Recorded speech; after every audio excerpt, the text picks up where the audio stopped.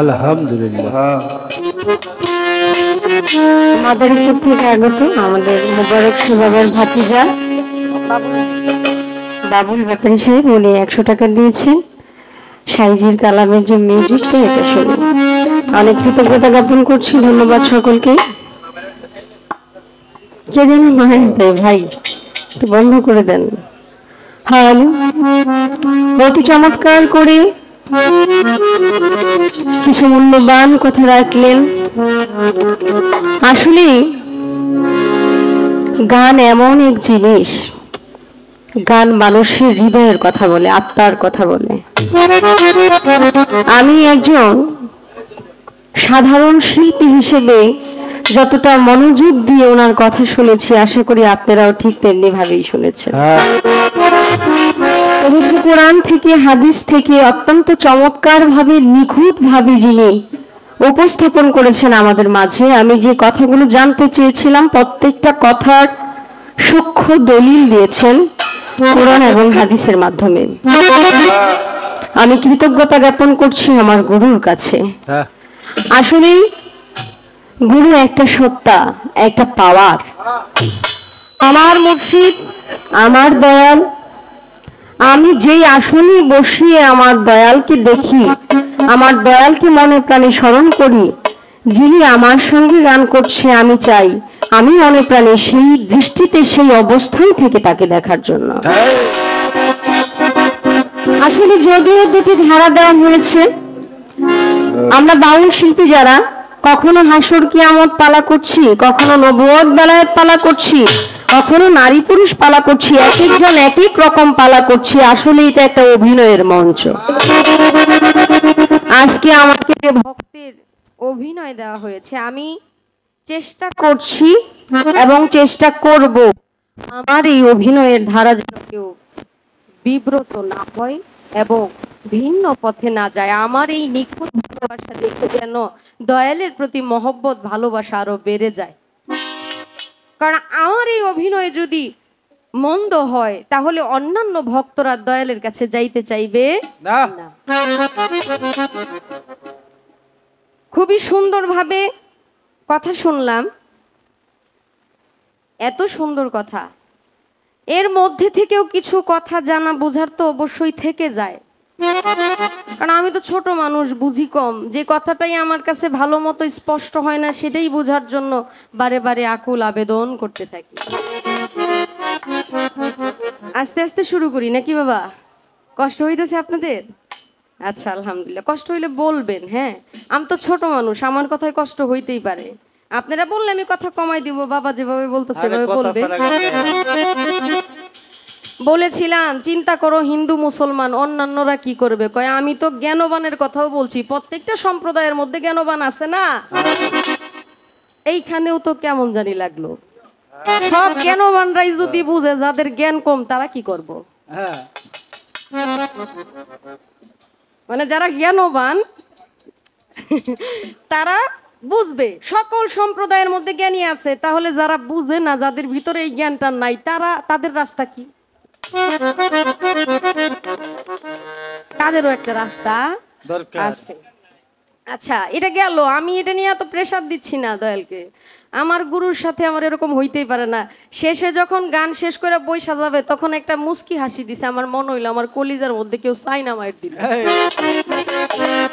মাইরটা কেমন? কয় ভক্ত খালি আজীবন কইয়া যাইব। বাপরে, প্রেমের মধ্যে ভক্তের অনেক কিছু কয় গুরুরা। যেই যে আপনি বললেন গুরুর এই পায়ের মধ্যে হাতের মধ্যে চুম্বন দিলেই তো জান্নাত পাওয়া যাবে। গুরুকে সম্মান করবে, ভালোবাসবে। এখন গুরুকে যখন পায়ের মধ্যে চুম্বন করবে, হাতে চুম্বন করবে, তখন গুরুর সাথে ভক্তের কত কথাই হয়। খালি কি ভক্তেই জিগায়, গুরু জিগায় না? আপনি আক্ষেপ করলেন কি? আপনি আরেকবার উঠা আমারে কইবেন কিছু। আজকে আক্ষেপ রাইখা ফরিদপুর আর যাইবার দিতাম না। গান শুনলাম, হাত দিয়া নায়েবের হাতে, যে যায় নাই আহলে বায়াতে, জাহেলাতে মৃত্যু হবে তার, নবীর হাদিস পর গুনাহ খাতা মাফ করাইয়া মর। ভবের পরে থাকতে তাজা, মাফ করাইয়া গুনার বোঝা কবর হইতে উঠিবে হাসর। কেউ করবে না জিজ্ঞাসাবাদ, কামেল পীরের হইলে বায়াত, সালাম দিবে ফেরেশতায় আল্লাহর। আচ্ছা বাজান, সব ঠিক আছে। এখন সারা জীবন তো অনেকেরই প্রশ্ন করি, আপনাদেরকে একটা কথা জিজ্ঞেস করি, আচ্ছা কে কামেল পীর? কামেল পীরকে চিনার জন্য তো একটা জ্ঞান চক্ষু থাকার দরকার আছে, আছে না? আছে। আমরা যারা সাধারণ পাবলিক, যারা আমাদের জ্ঞান চক্ষের ভিতরে, মানে আমাদের এই চর্ম চক্ষের মধ্যে যাদের ধুলাবালু দিয়ে একদম ঢাইকা রইছে, তারা কামেল পীর চিনবো কেমনে? এই যে হক্কানি পীরের কাছে বায়াত হইলে, কামেল পীরের কাছে বায়াত হইলে তারপরে এই ফেরেশতায় তার সালাম দিব, মানে আজরাইল তার জান কবজ করার সাহস পাইতো না। বিশাল সমস্যা হইব আজরাইলের নিজেরই।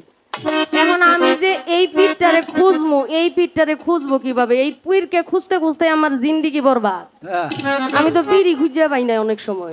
আমি আমার কথা বলতেছি না, অনেকেই অনেক জায়গায় দেখবেন এক দয়াল রে রাখা 5-7 জায়গায় বায়াত হয়, তাদের মন মতো গুরু হয় না। এখন কামেল পীর চিনার উপায় কি? যেই পীরের কাছে বায়াত হইলে আজরাইল ফেরেশতা আমারে সালাম দিব, ওই পীরটা কেডা?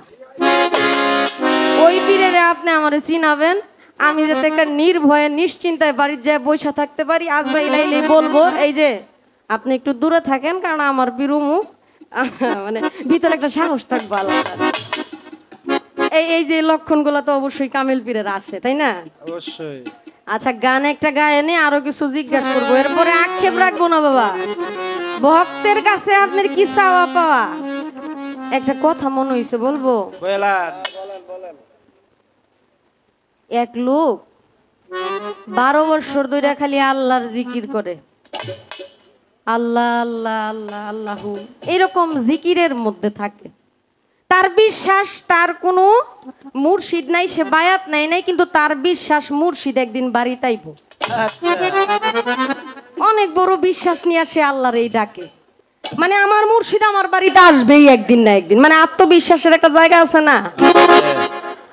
12 বছর পর হঠাৎ কইরা অভাব অনটনের সময় এসে পড়ছে। এই সময় বাড়িতে রাত 1:30টার সময় যখন সে জিকির করতেছে, এই সময় ঘরের ওই সিংখুটে না, আগের দিনে সিংখুট তো না, ওই যে ঘরে চোর ঢোকার জন্য যে, আচ্ছা তো ঘরে সিং খুঁজতেছে, আর উনি জিকিরের মধ্যে খাটের মধ্যে বসা, তার স্ত্রী পাশেই বসা।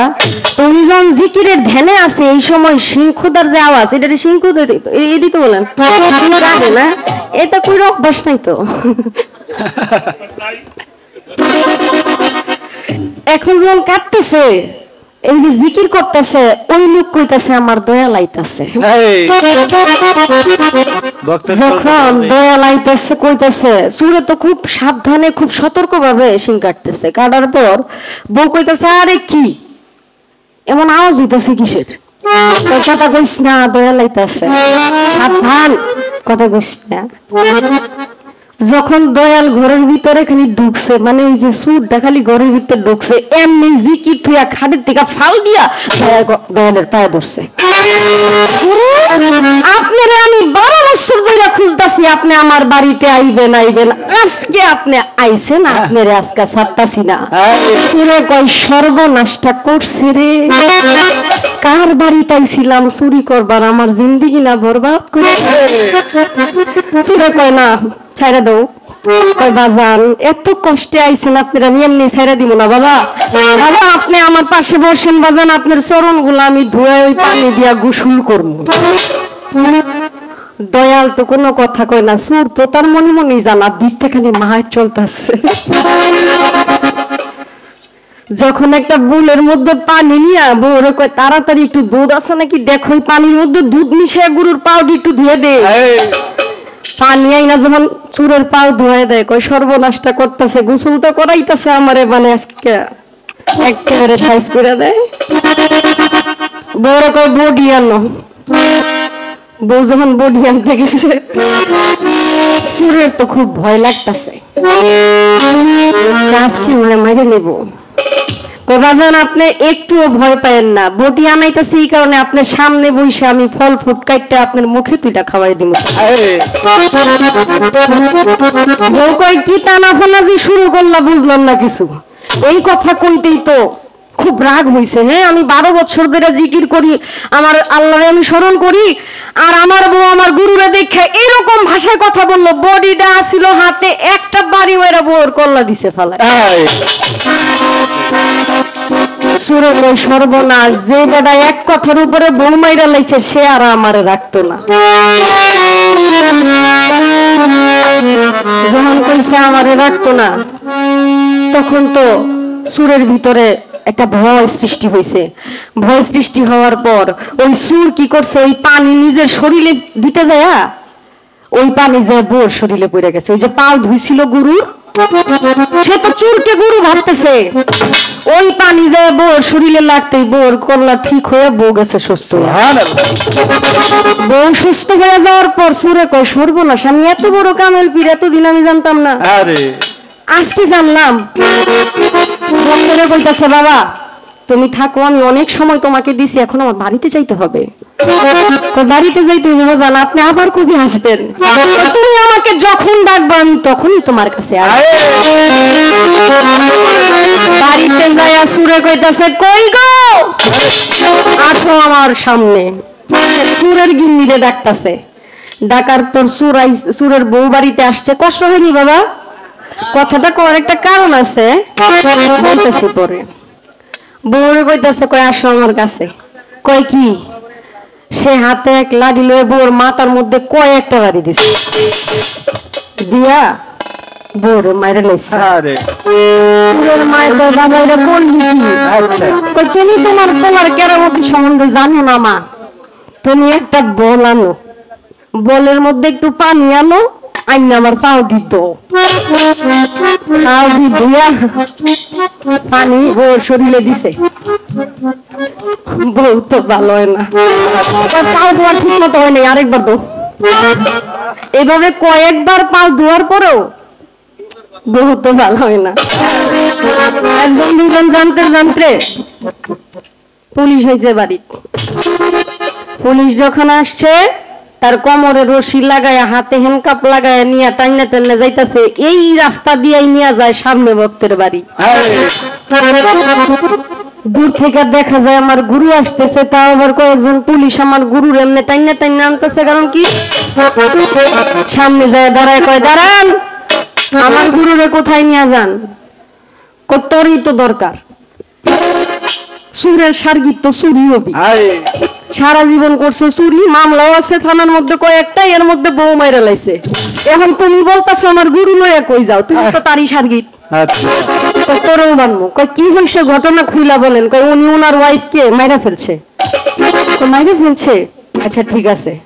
পরে আবার সে বলল আমি আগে একটা কাজ করি, এরপর আমার গুরুকে যেখানে ইচ্ছা সেখানে নিয়ে যাইন। যখন ওই ভুল নিয়ে আইসা নিজের হাতে নিজের গুরুর পা ধোয়া ওই ভুলের পানি গুরুমার শরীরে দিল, সাথে সাথে গুরুমা ভালো হয়ে। আসলে রে বাবা, বিশ্বাসে বস্তু নিলে তর্কে বহুদূর। আমি বিশ্বাস করে যদি আমার গুরুকে আমি ভালোবেসে থাকি, কেবল কি গুরুই আমাকে উদ্ধার করবে, আমি কি উদ্ধার করবো না? যদি আমার বিশ্বাসে জোর থাকে, আমার ভালোবাসা থাকে, আমার মহব্বত থাকে, যদি সেই ভক্তের মতো ভক্ত হওয়া যায়। এই কথাটা এই কারণেই বললাম, ভক্তই সারা জীবন প্রশ্ন করে যাবে গুরু কি করবে না। এই প্রেমের বন্ধনে আমাকে আবদ্ধ করে নেন, তবেই তো আমি আপনার হয়ে যাব। একটা গান আগে পড়ি,